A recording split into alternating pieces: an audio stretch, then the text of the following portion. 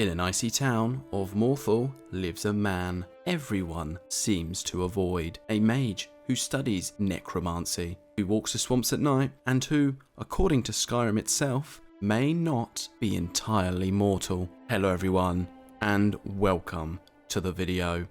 We have another lore video talking about another Skyrim NPC who has quite the interesting stuff surrounding him. I am talking about Falion. Before we get into it, just gonna mention everything discussed. There are some things that there is evidence, there's also theories and hypotheses all in this video. So let's jump in. Most players meet Falion probably only the once, sell him a black soul gem and never really think about him again, but Falion may be one of the most important and terrifying mages in all of Skyrim, all because this one NPC is tied to vampirism rituals, forbidden black soul gems, ancient Redguard magic, and even immortality. Now, wouldn't that be nice? Just a little side note, if immortality was a thing, would you accept it? So today, we're uncovering as many fan theories and as much unsettling detail about Falion of Morthal. So let's start at the beginning. Who is Falion, and what exactly does the game tell us? Falion is a Redguard mage living in Morthal, practicing magic most Nords fear. He openly admits he studies necromancy, already suspicious, but here's the twist. Despite necromancy being banned, Falion lives quite free.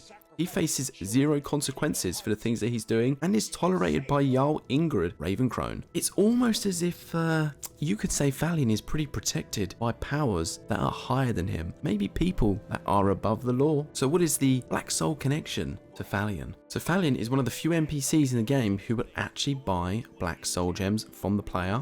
These gems can only hold sentient souls, which raises the question, why does Falion need these? There is a popular fan interpretation about this that Falion isn't collecting them for research, he's powering something, and it's got people thinking, is it something ancient that Falion is wanting to power? Due to the fact that he will keep buying these black soul gems from you. So how many of them does he actually need? But it's only speculation. So let's move on to some interesting things. Let's talk about the vampire cure ritual. If us, the player, the Dragonborn, becomes a vampire, there's only one person in Skyrim who's gonna cure you, and that is Falion. And this isn't just a potion.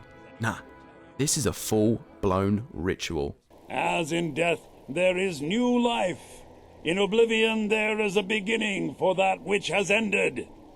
I call forth that power, accept the soul that we offer. As the sun ends the night, end the darkness of this soul, return life to the creature you see before you. The ritual is complete. He requires a field black soul gem. You also need to go meet him, and then there's the timing.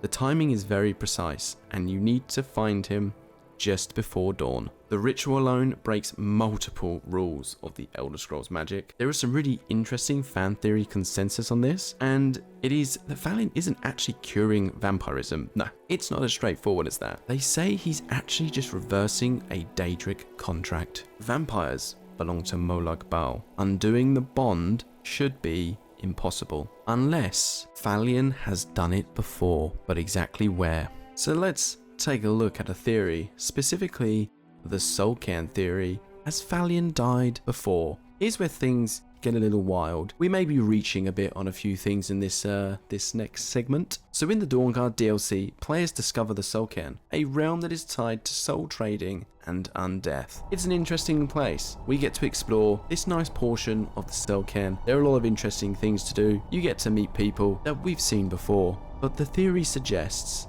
that Falion knows the Soul Cairn exists. Please remain indoors at night. It is dangerous to go outside. I know many things. I have studied things beyond the reach of most humans, traveled the Oblivion Plains, seen things one should not see. I have met Daedra and Dwemer, and everything in between, and I know enough to see a vampire where others would see a man. But then it goes on to state that he has either visited or he has escaped from it. I don't know. But the fan theory is saying that Falion died long ago, lost his soul, and survived by mastering specifically black soul gem magic to reclaim it. If this theory is something of truth, it would help to explain his obsession with soul gems, his ability to undo vampirism, and his unnatural calm around death, which does lead nicely into the next theory I saw. So let's start it off by posing a question. Is Falion immortal?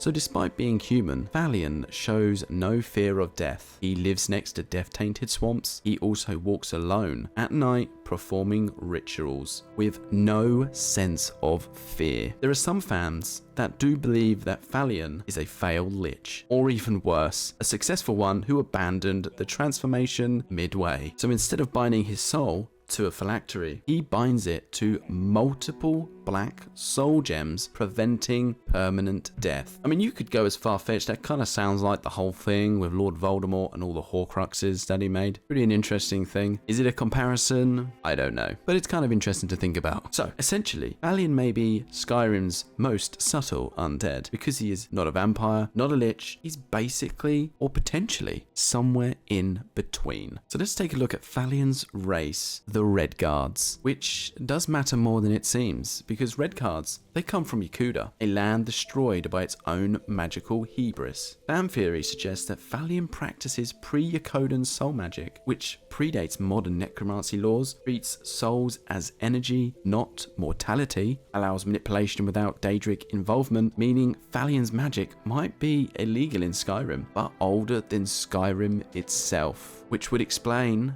why even the Jarl doesn't interfere. There is the potential that the Jarl is terrified of such magic, or the Jarl may actually look at the magic and think at some point it may have some use, so it's best to just keep it quiet. So why Morthal? They do say that location matters, because Morthal isn't just random. It sits on ancient burial grounds, dense magical fog, and a swamp tied to death. Many believe that Falion chose Morthal because it's a thin veil location where life and death, they kind of blur, which is pretty perfect for soul manipulation. So let's move on to the final theory, but I first off should say there were so many theories about Falion, but there is an unbelievable amount. It was hard to choose which ones to talk about. I could have spoke about them all, but I thought I'll just list some of them, and if people want to hear more, we can talk about more, but I chose these ones literally out of a list of so many. But the final theory, Falion is actually a guardian and not a villain. This seems to be one of the darkest and most interesting